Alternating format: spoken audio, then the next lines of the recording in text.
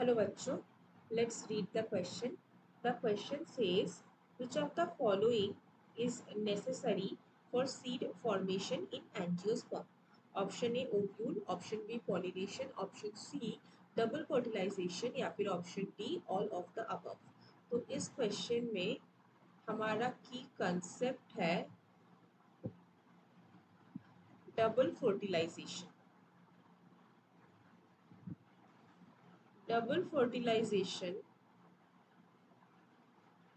हमको एंजियोस्पर्म में देखने को मिलता है, राइट? सो एंजियोस्पर्म्स जो है these are the type of plants जिसको हम फ्लावरिंग प्लांट के नाम से भी जानते हैं. इन प्लांट्स में फ्लावर फॉर्मेशन होता है और फ्लावर के अंदर male and female reproductive system present होता है.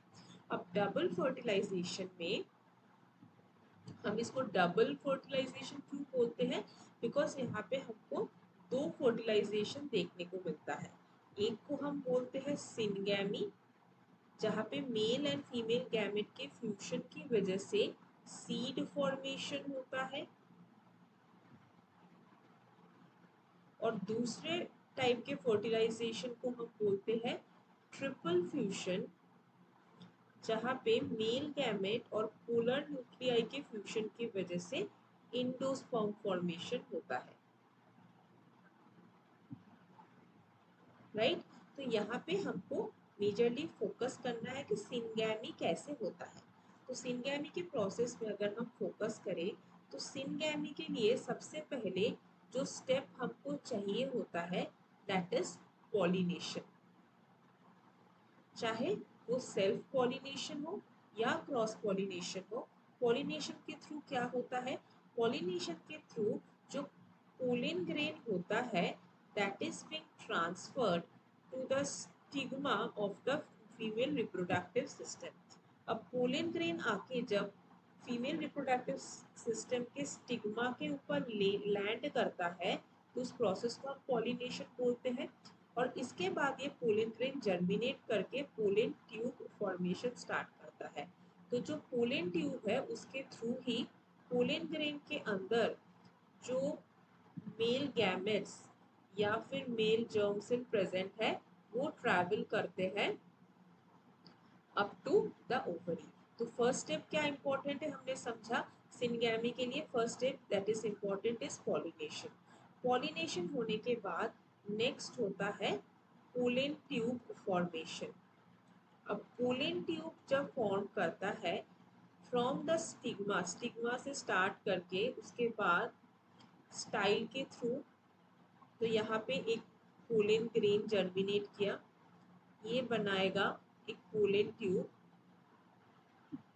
और ये पोलन ट्यूब इसके अंदर प्रेजेंट जो मेल जर्म सेल है उसको पहुंचाएगा up to the ovary. So this is the ovary.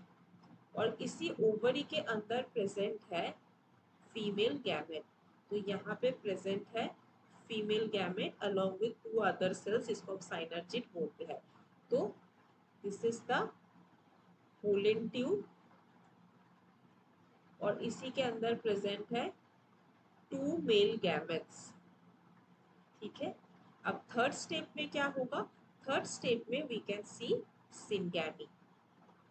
मतलब अब एक्चुअल सिनगैमी हमको देखने को मिलेगा जहां पे ये एक male gamete will fuse with the female gamete जो कि ओवरी के अंदर प्रेजेंट है, ओव्यूल के साथ फ्यूज करेगा और as a result there will be formation of the zygote जो कि आगे जाके सीड में कन्वर्ट होगा. सीड फॉर्मेशन देखने को मिलेगा. दैट इज हाउ एंजियोस्पर्म या फिर फ्लावरिंग प्लांट में हमको सीड फॉर्मेशन देखने को मिलता है.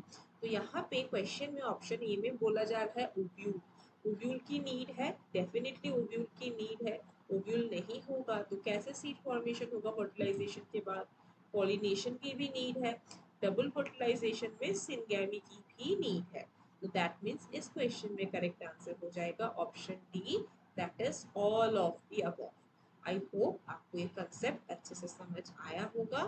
All the best.